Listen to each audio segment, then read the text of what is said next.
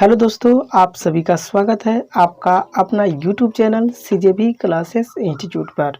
मैं आर के शर्मा। जैसा आप सभी को पता है, हमारे चैनल पर रात 8 बजे एसएससी 2020 के लिए जीके जीएस फुल डिस्कशन के साथ की प्रैक्टिस सेट करवाए जाते हैं, जिसमें 5000 क्वेश्चन का सीरीज चल रहा है। अब तक हमने 2 प्रैक्टिस सेट सोल्व कर लिए हैं जीके जीएस की। आज हमारा प्रैक्टिस सेट नंबर 3 है। दोस्तों, अगर आप पहली बार ये क्लास देख रहे हैं हमारे चैनल पर या पहली बार विजिट किए हैं, तो जितनी भी क्लास छूट गई है आपकी 2 प्रैक्टिस सेट, तो टेंशन की कोई बात नहीं है। जितने भी क्लासेस हमने कराई है, चाहे मैथ्स की हो, चाहे रीजनिंग की हो, चाहे जीके जीएस की हो, जितने भी अब तक क्लासेस हो चुके हैं उनके वीडियो मैंने प्लेलिस्ट बना के प्लेलिस्ट सेक्शन में ऐड कर दिया है।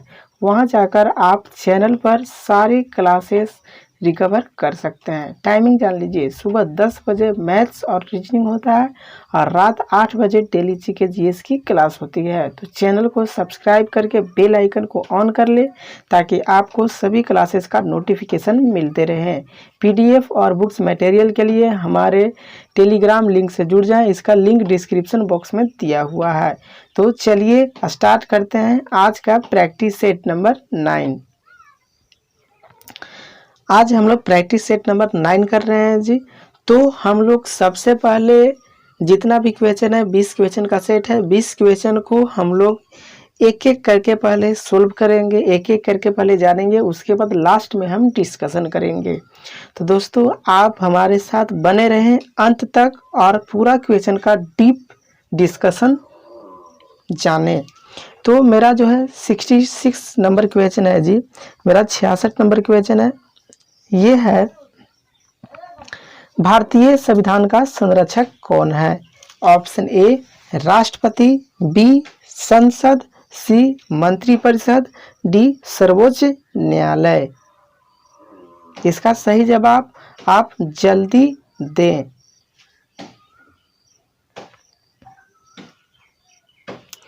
जी हाँ, इसका सही आंसर है ऑप्शन डी, यानी है सर्वोच्च न्यायालय। अब चलते हैं नेक्स्ट क्वेश्चन के ऊपर, 67 नंबर। ठीक है, भारत के संविधान में संघीय फेडरल शब्द कहाँ प्रयुक्त हुआ है? ऑप्शन ए उद्देशिका में, बी भाग 3 में, सी अनुच्छेद 368 में, डी कहीं भी नहीं। इसका जवाब फटाफट राइट दे।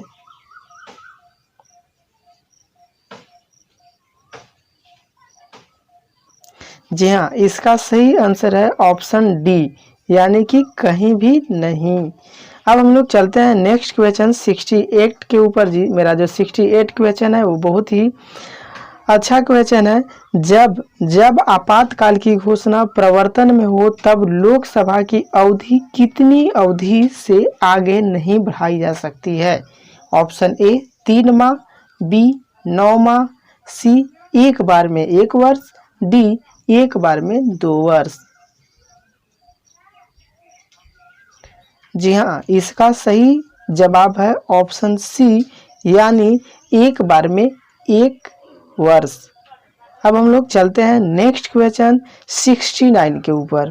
ठीक है, हम लोगों का 69 क्वेश्चन है जी, लोकसभा की बैठक के लिए न्यूनतम कितने सदस्य की उपस्थिति अनिवार्य है? ऑप्शन ए कुल सदस्य का 1/4%, बी कुल सदस्य का 1/10%, सी कुल सदस्य का 50%, डी कम से कम 100 सदस्य। जी हाँ, इसका सही आंसर है ऑप्शन बी, यानी 1/10%। अब हम लोग चलते हैं नेक्स्ट क्वेश्चन 70 नंबर क्वेश्चन के ऊपर, भारतीय संविधान इनमें से किसका सर्वाधिक ऋणी है? ऑप्शन ए संयुक्त राज्य अमेरिका का संविधान, बी कनाडा का संविधान, सी ऑस्ट्रेलिया का संविधान, डी 1935 का भारत शासन अधिनियम। जी हाँ, इसका सही आंसर है ऑप्शन डी, यानी 1935 का भारत शासन अधिनियम। अब हम लोग नेक्स्ट क्वेश्चन के ऊपर चलते हैं। 71 नंबर क्वेश्चन है जी, फोटोग्राफ के प्लेटों के काले कागज से क्यों ढकते हैं? फोटोग्राफ के प्लेटों को काले कागज से क्यों ढकते हैं? ऑप्शन ए, प्लेट पर फैला सिल्वर ब्रोमाइड प्रकाश के प्रति अत्यंत संवेदनशील होता है और काला कागज से इसके संपर्क को रोके रहता है। बी, प्लेट का सेलुलोज एसीटेट इससे नवीन बना रहता है। सी, सूर्य का प्रकाश काले कागज के द्वारा सुगमता पूर्वक अधिशोषित हो जाता है और फिल्म को तैयार करने में सहयोगी होता है। डी, सिल्वर ब्रोमाइड को धात्विक सिल्वर में बदलने के लिए सहायक होने के लिए। जी हाँ, इसका सही आंसर है ऑप्शन ए, यानी प्लेट पर फैला सिल्वर ब्रोमाइड प्रकाश के प्रति अत्यंत संवेदनशील होता है और काला कागज प्रकाश से इसके संपर्क को रोके रहता है। अब हम लोग नेक्स्ट क्वेश्चन के ऊपर चलते हैं। क्वेश्चन नंबर है 72। चलिए देखिए 72 क्वेश्चन नंबर, डेसिबल बना होता है। ठीक है, डेसिबल बना होता है। ऑप्शन ए एक संगीत नोट, बी एक ध्वनि स्तर का मापन, सी एक संगीत यंत्र, डी रौ का तरंग धरे।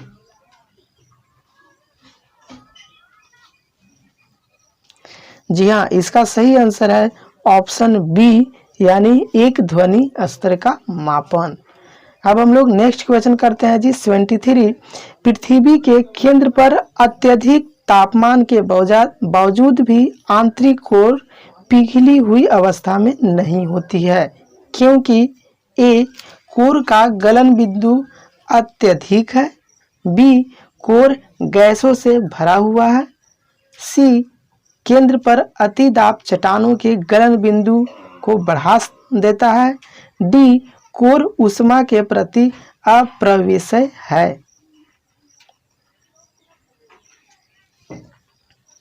जी हाँ, इसका सही आंसर है ऑप्शन सी, यानी केंद्र पर अति दाब चट्टानों की गलन बिंदु को बढ़ा देता है। अब हम लोग नेक्स्ट क्वेश्चन के ऊपर चलते हैं जी 24 नंबर क्वेश्चन। चलिए देखिए, खगोलीय एकक क्या है? ऑप्शन ए, पृथ्वी एवं सूर्य की मध्य दूरी, बी, पृथ्वी एवं चंद्रमा के मध्य दूरी, सी, पृथ्वी एवं मंदाकिनी के मध्य दूरी, डी, पृथ्वी एवं ब्रह्मांड के मध्य दूरी।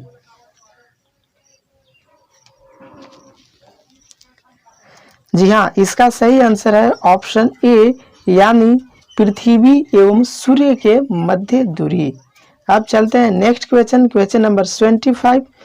जब एक वस्तु को 75 डिग्री के कोण पर झुकी हुई दो समतल दर्पणों के मध्य रखा जाता है तो निर्मित प्रतिबिंबों की संख्या होती है। Option A 2, B 3, C 4, D 5। जी हाँ, इसका सही आंसर है ऑप्शन बी, यानी 3। अब हम लोग चलते हैं नेक्स्ट क्वेश्चन के ऊपर, नेक्स्ट सेट के ऊपर 76। ठीक है, इसको देखते हैं जी। इसमें पहला नंबर जो है मेरा वो देखते हैं 76। चलिए देखिए 76 हम लोग करते हैं। 76, एक पुल से एक पत्थर को नदी में स्वतंत्र रूप से छोड़ दिया जाता है। यह नदी में जल के सतह को स्पर्श करने में 5 सेकेंड लेता है।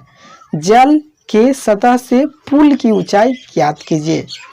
G = 9.8 मीटर पर सेकेंड स्क्वायर, जहां G गुरुत्वाकर्षण बल है।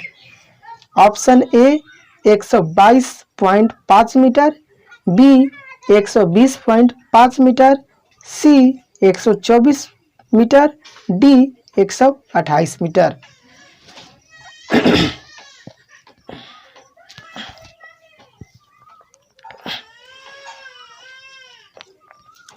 जी हाँ, इसका सही आंसर है ऑप्शन ए, यानी कि 122.5 मीटर। अब हम लोग चलते हैं नेक्स्ट क्वेश्चन 77 के ऊपर। ये जो क्वेश्चन है 5 डिग्री फ़ारेनहाइट को केल्विन स्केल में बदलिए। Option A 250 kelvin, B 268 kelvin, C 260 kelvin, D 258 kelvin.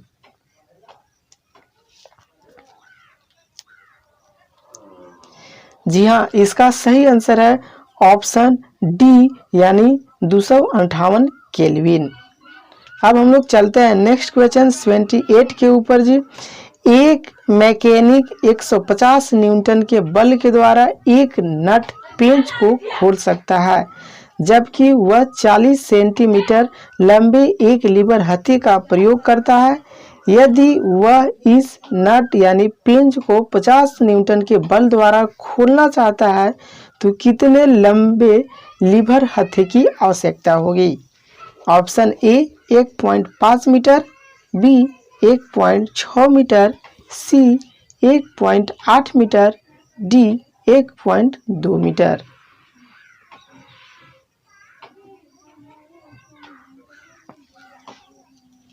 जी हाँ, इसका सही आंसर है ऑप्शन डी, यानी 1.2 मीटर। अब हम लोग नेक्स्ट क्वेश्चन के ऊपर चलते हैं जी। जो मेरा नेक्स्ट क्वेश्चन है 29, ठीक है। ये है यदि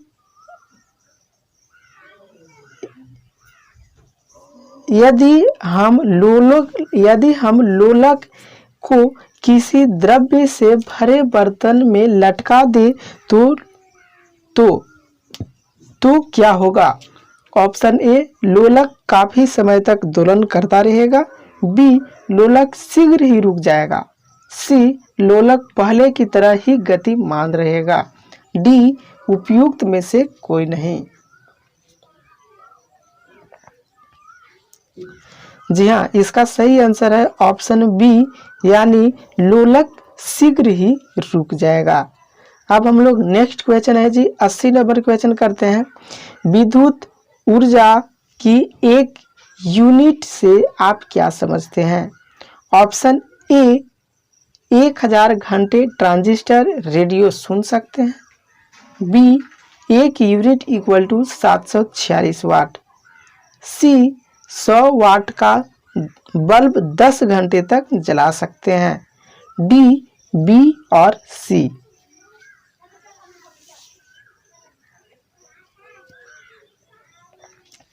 जी हाँ, इसका सही आंसर है ऑप्शन सी, यानी 100 वाट का बल्ब 10 घंटे तक जला सकते हैं। अब हम लोग नेक्स्ट क्वेश्चन करते हैं 81।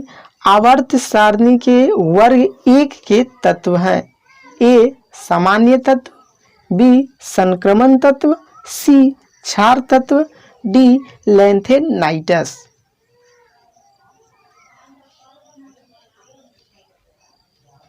जी हाँ, इसका सही आंसर है ऑप्शन सी, यानी क्षार धातुएं। अब हम लोग चलते हैं नेक्स्ट क्वेश्चन के ऊपर जी। मेरा नेक्स्ट क्वेश्चन जो है वो है 82।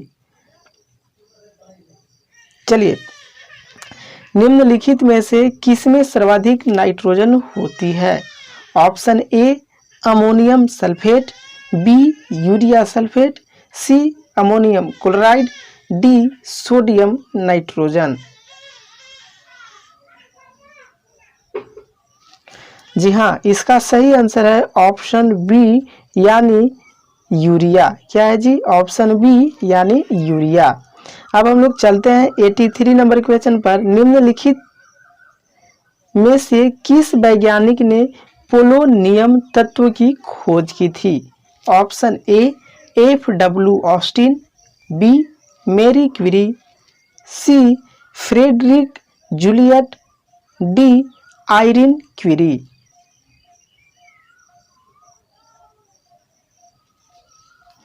जी हाँ, इसका सही आंसर है ऑप्शन ए, यानी FW ऑस्टिन।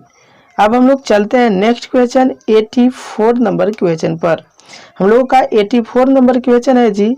हम लोगों का 84 नंबर क्वेश्चन है कि जिप्सम का प्रयोग उस प्रकार के मृदा में किया जाता है जो ए लवणीय है, बी जल जमाव वाले क्षेत्र में है, सी मृतिका है, डी क्षारीय है।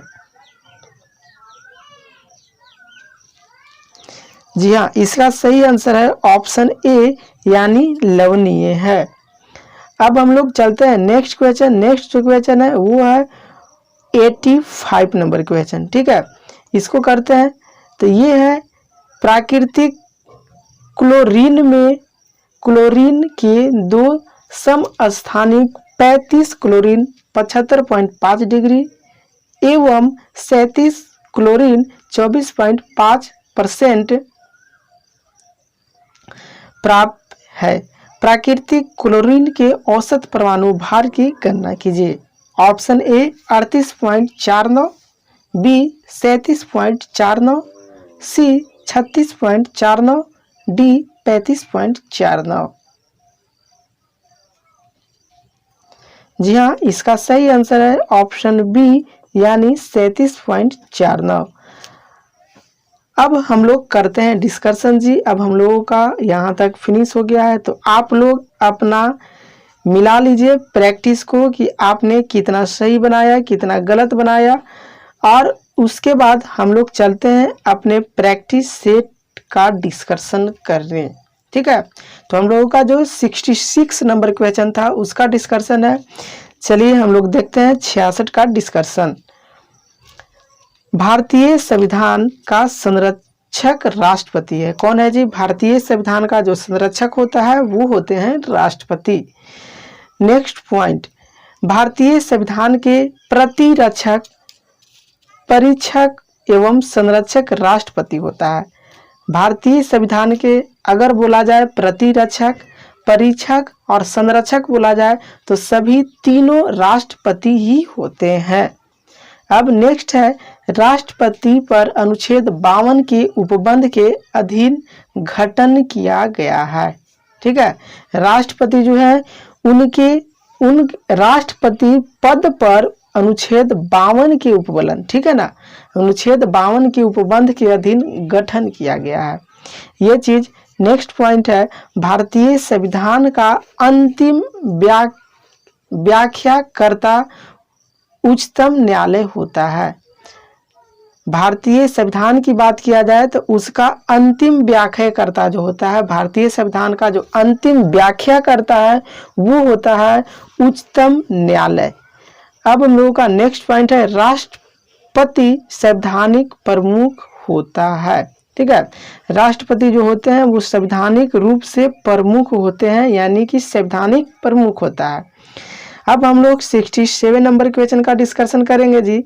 ये मेरा है, भारत के संविधान में संघीय फेडरल शब्द का कहीं भी उल्लेख नहीं है। ठीक है, नेक्स्ट पॉइंट है, भारतीय संविधान के अनुच्छेद 1 में भारत के राज्यों का संघ कहा गया है। भारतीय संविधान का अगर हम लोग अनुच्छेद 1 देख ले तो उसमें भारत को राज्यों का संघ कहा गया है। भारत को क्या बोला गया है जी? अनुच्छेद 1 देखेंगे तो उसमें भारत को राज्यों का संघ कहा गया है। नेक्स्ट पॉइंट, सर्वप्रथम भारत का शासन एक्ट 1935 के अनुसार भारत का संघीय ढांचा पर गठित करने का उल्लेख था। ठीक है, सबसे पहले भारत का शासन एक्ट देखें 1935 ईस्वी में अगर हम लोग चले जाते हैं तो उसके अनुसार भारत को संघीय ढांचा पर गठित करने का उल्लेख था।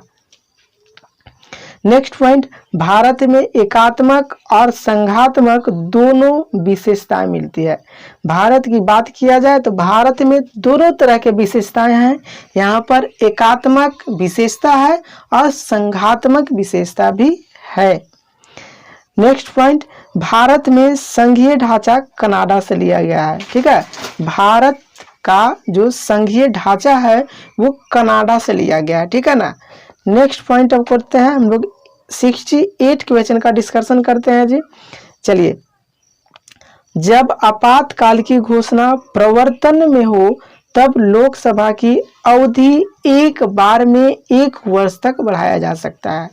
जब देश में किसी भी तरह की आपातकाल की स्थिति हो या आपातकाल की घोषणा हो तो उस टाइम लोकसभा की जो अवधि होती है वो कम से कम एक बार में 1 वर्ष तक बढ़ाया जा सकता है। नेक्स्ट पॉइंट है, भारत के अनुच्छेद 352 के अधीन 3 बार आपातकाल की घोषणा किया गया है। भारत में अगर हम लोग अनुच्छेद 352 की बात करें तो इस अधिनियम के अनुसार, इस अनुच्छेद के अनुसार 3 बार आपातकाल की घोषणा किया गया है। अभी तक भारत में कितने बार आपातकाल की घोषणा किया गया है जी? तो अभी तक भारत में आपातकाल की घोषणा मात्र 3 बार किया गया है और इसका उल्लेख कहाँ है? इसका उल्लेख अनुच्छेद 352 में किया गया है। अब हम लोग नेक्स्ट पॉइंट के ऊपर चलते हैं। अनुच्छेद 360 के अधीन वित्तीय आपातकाल अब तक नहीं लागू किया गया है। ठीक है, अनुच्छेद 360 है, इसमें वित्तीय आपातकाल लागू किया जाता है। ठीक है ना, वित्तीय यानी कि रुपया पैसा के मामले में अगर किसी तरह का कोई दिक्कत होती है तो वहां पर वित्तीय आपातकाल लगाया जाता है और ये है अनुच्छेद 360 में। ठीक है, लेकिन अब तक भारत में कभी भी वित्तीय आपातकाल नहीं लगाई गई है। अब हम लोग डिस्कशन करते हैं 69 नंबर क्वेश्चन का जी। मेरा 69 क्वेश्चन का डिस्कशन है, लोकसभा की कुल सदस्य का 1/10% न्यूनतम सदस्य की उपस्थिति अनिवार्य है। अगर हम लोग बात करें लोकसभा की तो लोकसभा में जितने भी सदस्य होते हैं उनका 1/10% न्यूनतम सदस्य की उपस्थिति जरूरी है। कितने सदस्य की जरूरी है उपस्थिति? तब टोटल सदस्य का, कुल सदस्य का 1/10% सदस्यों की उपस्थिति जरूरी है। नेक्स्ट पॉइंट करते हैं, लोकसभा या राज्यसभा में कुल सदस्यों का 1/10 सदस्य नहीं उपस्थित होंगे तो कोई वैधकारी सदन में नहीं हो सकता। ठीक है, अगर बात किया जाए लोकसभा और राज्यसभा दोनों की बात करें तो कुल सदस्य का अगर 1/10 सदस्य, ठीक है ना, उपस्थित नहीं हो पाएंगे तो कोई भी जरूरी कार्य सदन में नहीं हो सकता है। अब हम लोग नेक्स्ट पॉइंट करते हैं, विपक्षी दल के नेता होने के लिए कुल लोकसभा के सदस्यों का 10% होना अनिवार्य है। अगर विपक्षी दल का नेता होना है, अगर हम लोगों का किसी चीज का विपक्ष करना है तो वहां पर लोकसभा के जितने भी सदस्य हैं उसका 10% सदस्य होना अनिवार्य है। 10% लोग होंगे विपक्ष दल में तभी उसका विपक्ष किया जा सकता है। ठीक है, लोकसभा के जितने भी सदस्य होंगे अगर उसका 10% लोग उसका विरोध करेंगे तो विरोध किया जा सकता है। अब हम लोग नेक्स्ट पॉइंट देख लेते हैं। नेक्स्ट पॉइंट है इसी में जी, 1977 में लोकसभा के विपक्षी दल का नेता कैबिनेट मंत्री को दर्जा दिया गया था। ठीक है, 1977 में लोकसभा का विपक्षी दल के नेता कैबिनेट मंत्री को दर्जा दिया गया। अब हम लोग नेक्स्ट पॉइंट का डिस्कशन करेंगे जी। हम लोगों का जवाब है 70 नंबर। ठीक है, 70 नंबर, भारतीय संविधान सर्वाधिक ऋणी 1935 का भारत शासन अधिनियम की है। अगर भारत संविधान की बात किया जाए तो ये किसका सबसे ज्यादा ऋणी है? तो ये भारत संविधान अभी तक सबसे ज्यादा ऋणी है, वो है 1935 का भारत अधिनियम का। ऑप्शन ए, पॉइंट ए, भारतीय संविधान का 2/3 भाग लगभग 1935 के भारत शासन एक्ट से लिया गया है। ठीक है, अगर भारत संविधान का 2/3 जो भाग है वो लगभग 1935 के भारत शासन एक्ट हुआ था उसके वहां से लिया गया है। नेक्स्ट पॉइंट, भारत शासन एक्ट 1935 में धाराएं 321 एवं अनुसूची 10 का उल्लेख किया गया है। अगर हम लोग बात करते हैं भारत के उस दौर का, अगर हम लोग एक्ट 1935 के ऊपर चले जाते हैं तो वहां पर धारा 321 एवं 10 अनुसूची का उल्लेख किया गया है। नेक्स्ट पॉइंट, भारत शासन एक्ट में समवर्ती सूची भी लाया गया है। भारत का जो शासन एक्ट है उसमें समवर्ती, कौन सा जी, समवर्ती सूची भी लाया गया है। अब नेक्स्ट पॉइंट है, भारत शासन एक्ट के अंतर्गत संघीय ढांचा का उल्लेख मिलता है। भारत शासन एक्ट देखते हैं तो उसके अंतर्गत हम लोगों को संघीय ढांचा का उल्लेख मिलता है। अब हम लोग नेक्स्ट क्वेश्चन का डिस्कशन करेंगे, क्वेश्चन नंबर 21, इसका हम लोग डिस्कशन करेंगे और बहुत ही बारीकी से करेंगे। चलिए देखिए 20 नंबर 1 का यहाँ पर डिस्कशन है जी। चलिए 21 नंबर क्वेश्चन, फोटोग्राफ के प्लेटों को काले कागज से ढकते हैं क्योंकि प्लेट पर फैला सिल्वर ब्रोमाइड प्रकाश के प्रति अत्यंत संवेदनशील होता है और काला कागज प्रकाश से इसके संपर्क को रोके रहता है। अगर हम लोग फोटोग्राफ के प्लेट की बात करें तो फोटोग्राफ का जो प्लेट होता है उसको काले कागज से ढक देते हैं। ऐसा हम लोग इसलिए करते हैं क्योंकि प्लेट पर फैला जो सिल्वर ब्रोमाइड होता है वो प्रकाश के प्रति अत्यंत संवेदनशील होता है। प्रकाश उस पर जैसे ही मिलेगा वो सिल्वर ब्रोमाइड रिएक्ट कर जाएगा, लेकिन जब हम लोग उसको काले कागज से ढक देते हैं तो प्रकाश का जो किरण है वो लौट जाता है।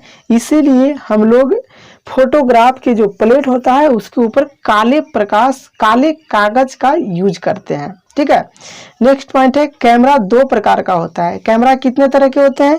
कैमरा दो तरह के होते हैं। पहला कैमरा है वो है बॉक्स कैमरा, फॉक्स कैमरा, और दूसरा जो कैमरा होता है वो होता है फोल्डिंग कैमरा। ठीक है ना।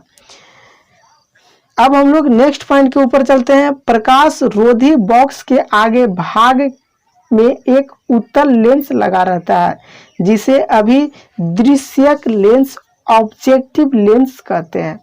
ठीक है। प्रकाश रोधी बॉक्स के बारे में बात किया जाए, प्रकाश रोधी बॉक्स के आगे एक उत्तल लेंस लगा होता है। ठीक है, जिसे अभिदृश्यक लेंस, ऑब्जेक्टिव लेंस कहते हैं। प्रकाश रोधी बॉक्स के आगे उत्तल लेंस लगा होता है उसको हम लोग अभिदृश्यक लेंस कहते हैं। अब नेक्स्ट पॉइंट है जी, यहाँ पर नेक्स्ट पॉइंट है, किसी लेंस या दर्पण के प्रभावी व्यास को उसका द्वारक कहते हैं। अगर कोई भी लेंस ले ले या फिर दर्पण ले ले तो उसका जो प्रभावी व्यास होगा, जहां तक उसका व्यास प्रभावी होगा उसका हम लोग द्वारक कहेंगे। क्या कहेंगे? द्वारक कहेंगे। अब हम लोग चलते हैं 72 नंबर क्वेश्चन के ऊपर, इसका हम लोग डिस्कशन करने वाले हैं। तो चलिए देखिए, डेसिबल एक ध्वनि स्तर का मापन है। डेसिबल की बात किया जाए तो ये ध्वनि स्तर के माप करता है। यहाँ पर हम लोग को दो चीज दिया गया है। डीप में हम लोग राशि और मात्रक पढ़ेंगे कि राशि है इसका मात्रक क्या होता है। तो यहाँ पर जो पहला नंबर है दाब, दाब का एसआई मात्रक होता है पास्कल। विद्युत आवेश का एसआई मात्रक कूलाम, शक्ति का एसआई मात्रक वाट, तरंग दैर्घ्य का एसआई मात्रक एंगस्ट्रम, ज्योति फ्लक्स का एसआई मात्रक ल्यूमेन, और आवर्ती का एसआई मात्रक हर्ट्ज, एचजेड, आयतन का एसआई मात्रक घन मीटर। ठीक है। अब हम लोग नेक्स्ट पॉइंट और देख लेते हैं। यहाँ पर आयतन का एसआई मात्रक घन मीटर, ठोस कोण का एसआई मात्रक अस्टेरेडियन। ठीक है। ये हम लोगों का यहाँ पर कुछ हम लोग अभी तुरंत देखे कि एसआई मात्रक कुछ जो थे उसका एसआई मात्रक का भी हम लोग देखें। अब हम लोग चलते हैं नेक्स्ट यानी कि 73 नंबर क्वेश्चन का डिस्कशन करने। क्वेश्चन नंबर 73 है जी, पृथ्वी के केंद्र में अत्यधिक तापमान के बावजूद आंतरिक कोर पिघली हुई अवस्था में नहीं है क्योंकि कोर पर अति दाब चट्टानों का गलन बिंदु को बढ़ा देता है। हम लोग पृथ्वी की केंद्र की बात करें तो पृथ्वी का जो केंद्र है उसके अंदर बहुत ही अधिक तापमान है, इतना ज़्यादा तापमान है जिसकी हम लोग तुलना नहीं कर सकते हैं। वहाँ कोर में पृथ्वी के सबसे आंतरिक भाग में चले जाएंगे तो उसको हम लोग कोर कहते हैं, और ये पिघली हुई अवस्था में नहीं है, ठीक है ना, एक ठोस अवस्था में है। पर यहाँ पर जो दाब है, ऐसा क्यों होता है कि इतना तापमान होने के बावजूद भी इसका आंतरिक भाग है वो ठोस अवस्था में है। तो इसका कारण है कि कोर पर अति दाब चट्टान का गलन बिंदु बढ़ा देता है, ठीक है ना। जो अति दाब चट्टान का गलन बिंदु होता है वो गलने का जो बिंदु होता है वो बढ़ जाता है, जिसके कारण से अत्यधिक ताप होने के कारण भी वो द्रव्य अवस्था में नहीं है। अब हम लोग नेक्स्ट पॉइंट देखते हैं, पृथ्वी का आंतरिक संरचना में सियाल सीमा निफे से हुई है। पृथ्वी की आंतरिक संरचना की बात करें तो ये जो होता है आंतरिक संरचना वो है सियाल सीमा और निफे से हुई है। नेक्स्ट पॉइंट है, निफे पृथ्वी का सबसे निचला भाग है जो कोर कहलाता है। निफे जो होता है पृथ्वी का सबसे जो निचला भाग है वो निफे है, इसको हम लोग कोर कहते हैं। नेक्स्ट दूसरा पॉइंट, Na+Fe निकेल और लोहा से निर्मित है। Na+Fe की बात करें तो ये निकेल और लोहा से निर्मित है। नेक्स्ट पॉइंट, पृथ्वी के नीचे जीव जो बढ़ते हैं दबाव भी बढ़ता है। पृथ्वी के नीचे अगर हम लोग जाते हैं तो जैसे जैसे हम लोग पृथ्वी के नीचे जाएंगे वैसे उसका दबाव भी बढ़ेगा। नेक्स्ट पॉइंट है जी, इसको हम लोग कर लेते हैं। नेक्स्ट पॉइंट है, पृथ्वी के अंतर्मध्य भाग स्थित पदार्थ स्वयं ही ऐसी धातुओं का रूप में है जो अत्यधिक घनत्व वाली तथा भारी है। पृथ्वी के अंदर अगर हम लोग चले जाते हैं तो वहां पर जो पदार्थ है वो अपने आप को इस तरह से धातु में बदले हुए हैं, या धातुओं का जो पृथ्वी के अंदर के जो धातु है वो बहुत ज़्यादा घनत्व वाले धातु हैं, बहुत ज़्यादा एक दूसरे से जुड़े हुए हैं, बहुत ज़्यादा उनका घनत्व है और उनका बहुत ज़्यादा भारीपन भी है, वो बहुत ज़्यादा भारी भी है। नेक्स्ट पॉइंट, पृथ्वी का आंतरिक भाग बराबर 2900 किलोमीटर की गहराई तक है।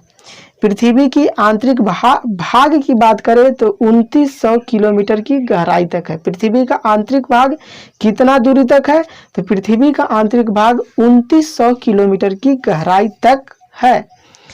अब हम लोग 74 नंबर क्वेश्चन का डिस्कशन करेंगे जी। ये है, खगोलीय एकक पृथ्वी एवं सूर्य के मध्य की दूरी को कहते हैं।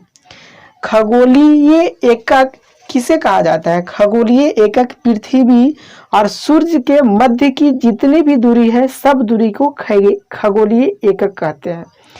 नेक्स्ट पॉइंट है, पृथ्वी की सूर्य से औसतन दूरी 14,95,98,500 किलोमीटर है।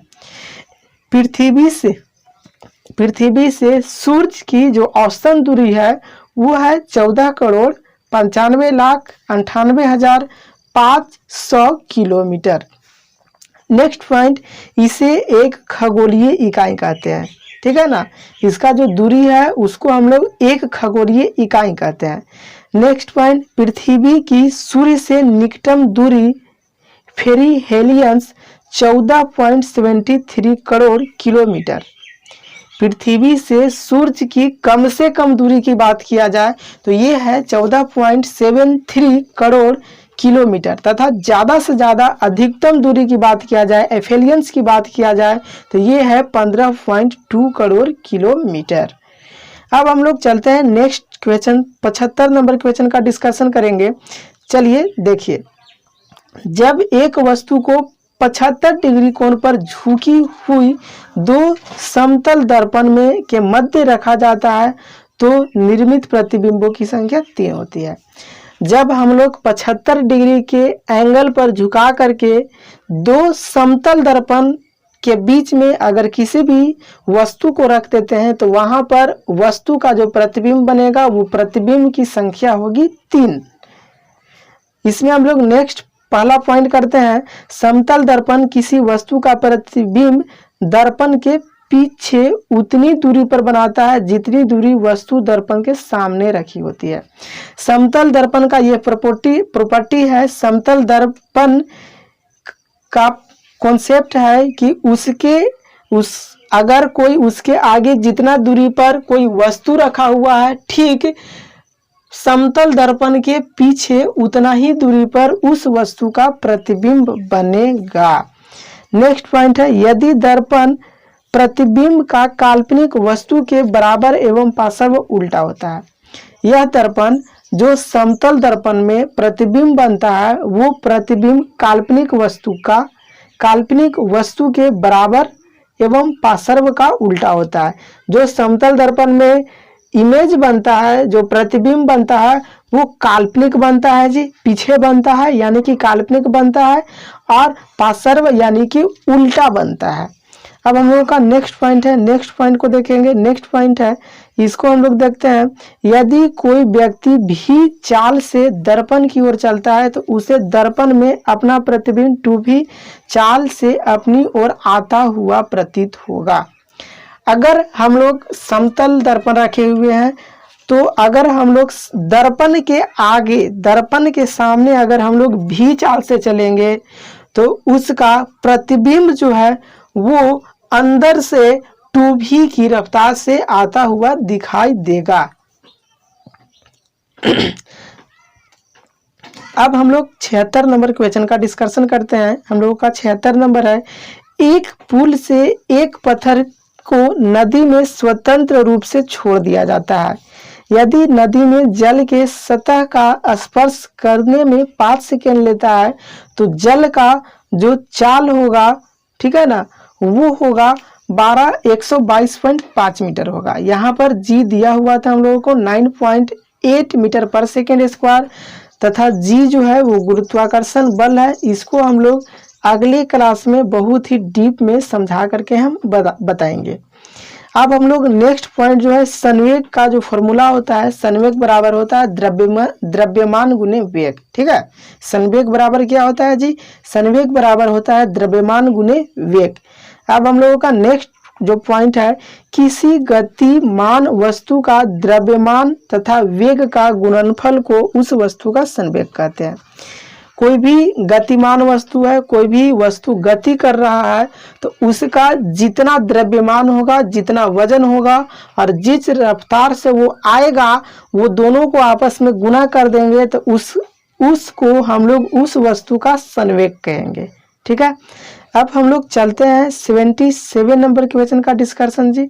अब हम लोग 77 नंबर क्वेश्चन का डिस्कशन करेंगे। चलिए देखते हैं 77 नंबर क्वेश्चन। 5 डिग्री फ़ारेनहाइट, ठीक है ना, 5 डिग्री फ़ारेनहाइट को केल्विन स्केल में 258 केल्विन होगा। ठीक है, ऐसा क्यों होगा, इसका यहाँ पर दिया गया है। चलिए देखते हैं। फ़ारेनहाइट पैमाने में हिमांक 32 डिग्री फ़ारेनहाइट होता है। अगर फ़ारेनहाइट पैमाने की बात करें तो वहाँ पर हिमांक जो होता है वो होता है 32 डिग्री फ़ारेनहाइट और भाप बिंदु होता है 212 डिग्री फ़ारेनहाइट। ठीक है, हिमांक कितना होता है, हिमांक होता है 32 डिग्री फ़ारेनहाइट, यानी कि अगर वो बर्फ में 32 डिग्री फ़ारेनहाइट पर बर्फ में बदल जाएगा और भाप में 222 डिग्री फ़ारेनहाइट पर बदलेगा। ठीक है, अगर हम लोग केल्विन की बात करें जाए तो केल्विन जो होगा वो 273 केल्विन पर बर्फ में बदल जाएगा और भाप में 373 आर, यानी आर अंकित किया जाता है। ठीक है ना, भाप में बनने के लिए उसका जो होता है बिंदु होता है वो 373 आर अंकित किया जाता है। ठीक है, विभिन्न पैमाने का संबंध C-O, ठीक है ना, C-O equal to 100 Fahrenheit minus 32 equal to 180 equal to R-O equal to 80 equal to K-273/100। अगर हम लोगों को निकालना है तो यहाँ से हम लोग निकाल सकते हैं। हम लोगों को दिया हुआ था कितना, 273 में से केल्विन जो होगा उस केल्विन में से 273 घटा देंगे तो हम लोगों को निकल जाएगा। अब हम लोगों को यहाँ पर जो नेक्स्ट पॉइंट है, यहाँ पर हम लोग देख लेते हैं जी, ये देखिए यहाँ पर जो नेक्स्ट पॉइंट है इसको हम लोग देखते हैं। चलिए ये देखिए, केल्विन में व्यक्त ताप को परम ताप कहते हैं। केल्विन में जो ताप को हम लोग मानते हैं, मापते हैं, उसको हम लोग परम ताप कहते हैं। ठीक है, यहाँ पर ये जो था इसको हम लोग घटा करके आंसर लाए हैं। ठीक है ना, हम लोग घटा देंगे तो यहाँ पर मेरा आंसर आ जाएगा। अब हम लोगों को नेक्स्ट जो है वो है 78 का हम लोग डिस्कशन करेंगे जी। चलिए 78 नंबर क्वेश्चन के ऊपर। ठीक है, चलिए देखिए यहाँ पर है कि एक मैकेलिन 150 न्यूटन बल के द्वारा एक नट यानी कि पेंच को खोल सकता है, जबकि वह 40 सेंटीमीटर लंबे एक लीवर हत्थे का प्रयोग करता है। यदि वह उस नट को 50 न्यूटन के बल द्वारा खोलना चाहता है तो 1.2 मीटर लंबे लीवर हत्थे की आवश्यकता होगी। ठीक है, कितना लंबे हत्थे की आवश्यकता होगी? तो 1.2 मीटर लंबे हत्थे की उसको आवश्यकता होगी। नेक्स्ट पॉइंट, लीवर का सिद्धांत है। जो लीवर है, लीवर का सिद्धांत है कि आयास एवं आयास भुजा का गुणनफल भार भुजा के गुणनफल के बराबर होता है। ठीक है, लीवर का सिद्धांत है कि आयास एवं आयास भुजा का गुणनफल भार भुजा के गुणनफल के बराबर होता है। अब हम लोग नेक्स्ट जो है 79 उसका डिस्कशन करेंगे जी। चलिए देखिए 79 का हम लोग डिस्कशन करेंगे। यहाँ है यदि हम लोलक को किसी द्रव्य से भरे बर्तन में लटका दे तो लोलक शीघ्र ही रुक जाएगा। ऐसा क्यों होता है? क्योंकि लोलक घूमते रहता है, उस पर हम लोग भारी चीज लटका देंगे तो वो रुकेगा ही रुकेगा, उसका गति धीरे धीरे कम हो जाएगा। यदि कोई व्यक्ति झूला झूलते हुए खड़ा हो जाए तो उसका गुरुत्वाकर्षण केंद्र ऊपर उठ जाता है, प्रभावी लंबाई घट जाता है। अगर कोई भी व्यक्ति झूला झूल रहा है तो झूला झूलते हुए अगर वो खड़ा हो जाता है, झूले के ऊपर खड़ा हो जाता है तो उसका गुरुत्वाकर्षण केंद्र ऊपर हो जाता है। ठीक है ना, ऊपर की ओर उठ जाता है और प्रभावी लंबाई उसका घट जाता है, जिससे झूले का आवर्त काल घट जाता है। ठीक है ना, इसके वजह से झूला झूलने का जो आवर्त काल होता है, जो झूला ज्यादा टाइम तक झूल सकते हैं, वो झूला झूलने का टाइम जो होता है सो घट जाता है। नेक्स्ट पॉइंट है, आवर्त काल लोलक के द्रव्यमान पर निर्भर नहीं करता है। आवर्त काल जो होता है, आवर्त कितना देर तक हम लोग घूमेंगे, इसका निर्भर जो होता है वो द्रव्यमान पर नहीं होता है कि ज्यादा भारी है तो जल्दी रुक जाएगा, कम भारी है तो लोलक ज्यादा होगा, ऐसा कुछ नहीं है। ये सब होता है गुरुत्वाकर्षण केंद्र के ऊपर। ठीक है ना, उसके औसतन के ऊपर। अब हम लोग चलते हैं, नेक्स्ट पॉइंट है यहाँ पर देखिए 79। ठीक है ना, 79 का हम लोग जो नेक्स्ट पॉइंट है, ये चंद्रमा पर लोलक घड़ी को ले जाने पर उसका आवर्त काल बढ़ जाएगा। ठीक है, अगर हम लोग चंद्रमा के ऊपर लोलक को लेकर चले जाते हैं तो उसका आवर्त काल जो होता है वो बढ़ जाता है। अब नेक्स्ट जो है जी 80 का हम लोग करते हैं डिस्कशन। विद्युत ऊर्जा एक यूनिट से 100 वाट का बल्ब 10 घंटे तक जला सकते हैं। विद्युत ऊर्जा जो होता है, विद्युत ऊर्जा की एक यूनिट का मतलब क्या है? तो एक यूनिट का मतलब है कि 100 वाट का बल्ब 10 घंटे तक जला सकते हैं, यानी कि 1 किलो वाट बराबर 1000 वाट होता है। ठीक है ना, 1 किलो वाट बराबर कितना वाट होता है? तो 1 किलो वाट बराबर 1000 वाट होता है। नेक्स्ट पॉइंट, 1 वाट घंटा बराबर 3600 जूल है। 1 वाट घंटा बराबर 3600 जूल। नेक्स्ट, 1 किलो वाट घंटा बराबर 1000 घंटा, यानी कि 3.6 गुने 10 के पावर 6 जूल होता है। कितना होता है जी? 1 किलो वाट बराबर 1000 वाट घंटा बराबर 3.6 गुने 10 के पावर 6 जूल होता है। नेक्स्ट पॉइंट, 1 मेगावाट बराबर 1 लाख वाट होता है। ठीक है ना, 1 मेगावाट बराबर कितना होता है? तो 1 मेगावाट बराबर 1 लाख वाट होते हैं। अब हम लोग चलते हैं 81 के ऊपर हम लोगों का 81 है उसका डिस्कशन करेंगे। चलिए देखिए, आवर्त सारणी के वर्ग 1 में क्षार धातुएं हैं। आवर्त सारणी को हम लोग देखेंगे तो उसमें जो एक वर्ग है उसमें एक वर्ग में केवल क्षार धातुएं हैं। आवर्त सारणी 1 में 2 तत्वों की संख्या है। आवर्त सारणी 1 में 2 तत्व हैं, ठीक है ना, वो है हाइड्रोजन और हीलियम। हाइड्रोजन आवर्त सारणी वर्ग 1 में रखा गया। हाइड्रोजन को किस में रखा है, तो आवर्त सारणी 1 में। नेक्स्ट है, किसी मौलिक गुण को आधार बनाकर की गई पदार्थों की ऐसी अवस्था जिसमें निश्चित अंतराल के बाद समान गुण वाले पदार्थ पुनः उपस्थित हो, आवर्ती व्यवस्था कहलाती है। ठीक है, क्या कहलाती है, आवर्ती व्यवस्था कहलाती है।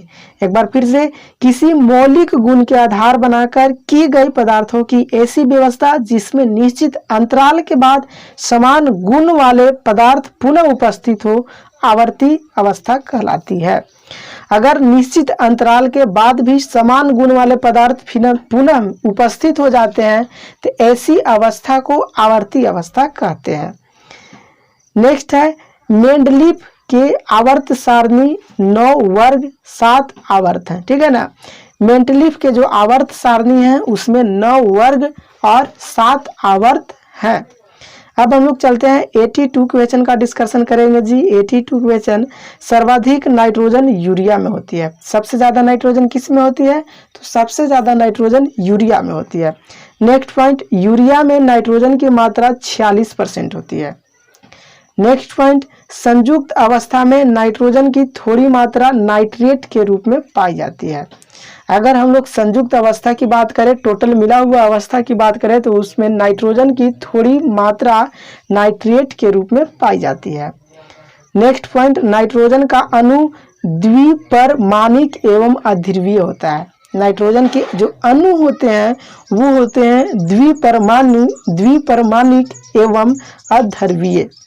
नेक्स्ट, नाइट्रोजन यौगिक का नाइट्रोजन में परिवर्तन विनाइट्रीकरण कहलाता है।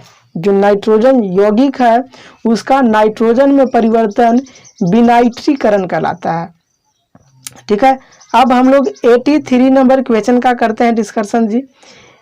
FW ऑस्टिन ने पोलोनियम की खोज की। कौन किए, पोलोनियम की खोज कौन किए, तो पोलोनियम की खोज FW ऑस्टिन ने की है। अब हम लोग को जो पॉइंट है, पोलोनियम सर्वाधिक समस्थानिक होता है। पोलोनियम क्या होता है, तो पोलोनियम सर्वाधिक समस्थानिक होता है। नेक्स्ट पॉइंट, पीओ के समस्थानिक 27 है।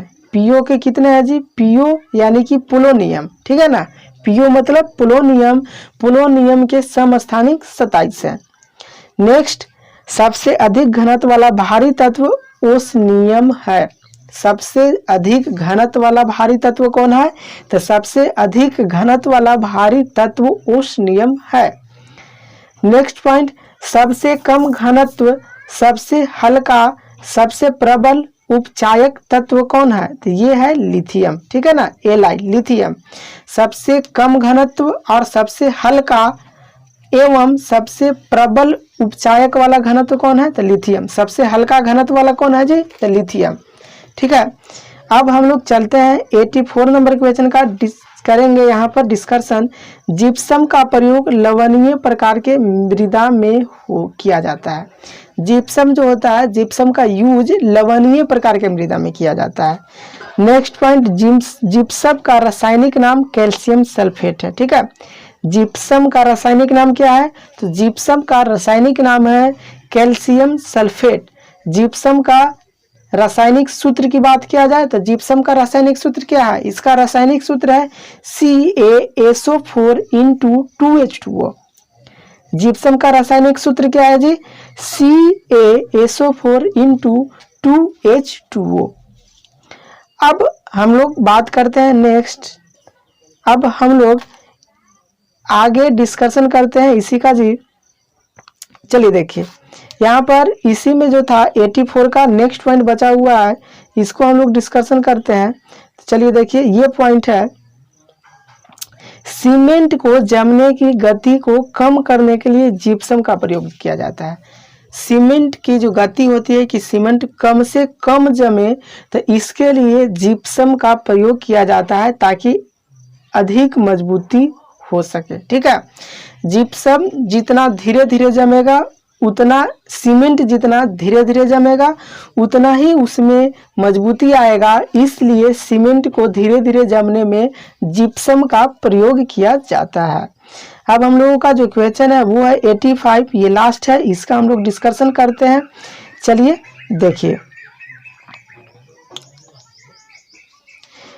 प्राकृतिक क्लोरीन में क्लोरीन के दो समस्थानिक, प्राकृतिक क्लोरीन में क्लोरीन के दो समस्थानिक 33 क्लोरीन 75.5% एवं 37 क्लोरीन 24.5% प्राय है। ठीक है, प्राकृतिक क्लोरीन का औसतन परमाणु भार 37.49 होती है। ठीक है ना, प्राकृतिक क्लोरीन जो होता है उसका औसतन परमाणु भार 37.49 होता है। नेक्स्ट पॉइंट, क्लोरीन का विरंजन उनके ऑक्सीजन गुण पर आधारित है। क्लोरीन का विरंजन किस पर आधारित है? तो क्लोरीन का विरंजन ऑक्सीजन पर आधारित है।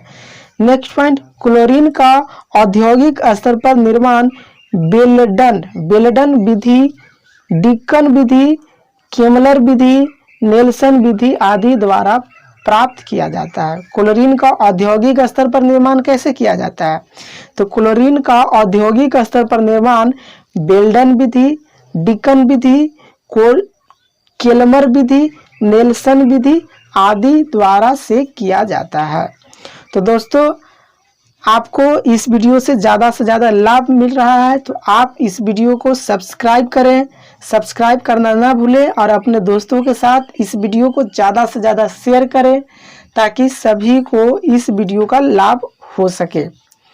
तो आप इस वीडियो को ज़्यादा से ज़्यादा लाइक करें, सब्सक्राइब करें और शेयर करें। तो दोस्तों, अब हम लोग मिलते हैं नेक्स्ट सीरीज में। जो मेरा प्रैक्टिस सेट होगा वो प्रैक्टिस सेट अब होगा 4। हम लोग मिलते हैं नेक्स्ट क्लास कल प्रैक्टिस सेट 4 में। आज के लिए इतना ही। Thank you.